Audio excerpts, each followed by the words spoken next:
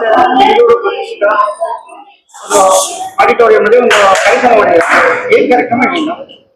ಅಭಿವಾದ ಎಲ್ರಿಗೂ. ಇದು ಪೂರ್ಣ ಪ್ರಮತಿ ಪರಿಪೂರ್ಣ ಕಲಿಕಾ ತಾಣದ ಒಂದು ಕಾರ್ಯಕ್ರಮ ಆಗಿತ್ತು. ನಮ್ಮಲ್ಲಿ ಆನಂದ ಕಂದ ವಿಭಾಗ ಅಂತ ಹೇಳಿ ಸಣ್ಣ ಮಕ್ಕಳ ವಿಭಾಗ ಇದೆ. ಅಲ್ಲಿ ಈ ಸತಿಯ ವಾರ್ಷಿಕೋತ್ಸವನ ಇಲ್ಲಿ ಮಾಡಿದ್ದು ನಾವು. ಈ ವರ್ಷದ ಮುಖ್ಯ ವಿಷಯ ಇದ್ದಿದ್ದೇನಪ್ಪಾ ಅಂತಂದ್ರೆ ರಾಮ ಮಂದಿರದಿಂದ ರಾಮರಾಜ್ಯದೆಡೆಗೆ ಅಂತ. 2023ರಲ್ಲಿ ವಿಶ್ವಪ್ರಸನ್ನ ತೀರ್ಥರು ರಾಮ ಮಂದಿರದಿಂದ ರಾಮರಾಜ್ಯದೆಡೆಗೆ ಅನ್ನುವಂತಹ ಒಂದು ಘೋಷಣೆಯನ್ನ ಮಾಡಿದ್ರು. ಈಗ ಅಯೋಧ್ಯೆಯಲ್ಲಿ ರಾಮ ಮಂದಿರ ಅಂತೂ ಆಗಿದೆ, ಆದ್ರೆ ಭಾರತವಾಗಿ ಉಳಿಬೇಕು ಅಂತಂದ್ರೆ ಒಬ್ಬೊಬ್ರು ಕೂಡ ರಾಮನಂತಾಗ್ಬೇಕು, ಒಂದೊಂದು ಮನೆ ಕೂಡ ಆ ರೀತಿ ಇರಬೇಕು ಅನ್ನೋದು ಅವರ ಕನಸಾಗಿತ್ತು.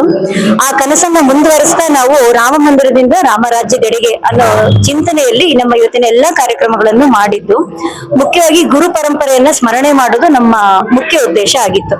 ನಮ್ಮ ಭಾರತೀಯ ಜೀವನ ಪದ್ಧತಿಯಲ್ಲಿ ತುಂಬಾ ಪ್ರಮುಖವಾದದ್ದು ಏನಪ್ಪಾ ಅಂತಂದ್ರೆ ನಮ್ಮ ದಿನಚರಿ, ವರ್ಷ ಪೂರ್ತಿ ನಡೆಯುವಂತಹ ಹಬ್ಬ ಹರಿದಿನಗಳು, ಆಮೇಲೆ ನಮ್ಮ ಬದುಕೋ ಶೈಲಿ, ಇದೆಲ್ಲನೂ ಕೂಡ ತುಂಬಾ ಪ್ರಭಾವ ಬೀರುತ್ತೆ. ಇವತ್ತು ಅದನ್ನ ನಾವೆಲ್ಲೂ ಕಳ್ಕೊಂಡು ನಾವಾಗಿ ಉಳಿತಾ ಇಲ್ಲ. ಅದನ್ನ ಮತ್ತೆ ಮತ್ತೆ ಸಮಾಜಕ್ಕೆ ತಿಳಿಪಡಿಸ್ಬೇಕು ಅಂತ ಹೇಳಿ ನಾವು ಪೂರ್ಣ ಪ್ರಮತಿಯಲ್ಲಿ ನಮ್ಮ ಭಾರತೀಯ ಸಂಸ್ಕಾರ ಸಂಸ್ಕೃತಿಯನ್ನು ಉಳಿಸೋ ದೃಷ್ಟಿಯಿಂದ ಇವತ್ತಿನ ಒಂದು ವಾರ್ಷಿಕೋತ್ಸವ ನಡೆಯಿತು. ನನ್ನ ಜೊತೆಗೆ ನಮ್ಮ ಇಬ್ಬರು ಅಧ್ಯಾಪಕರು ಕೂಡ ಇದ್ದಾರೆ, ಒಂದು ದೊಡ್ಡ ತಂಡವೇ ಇದೆ. ಈ ರೀತಿಯ ಪ್ರಯತ್ನಕ್ಕೆ ಧನ್ಯವಾದ ಮತ್ತು ಪ್ರೋತ್ಸಾಹ ಇರಲಿ.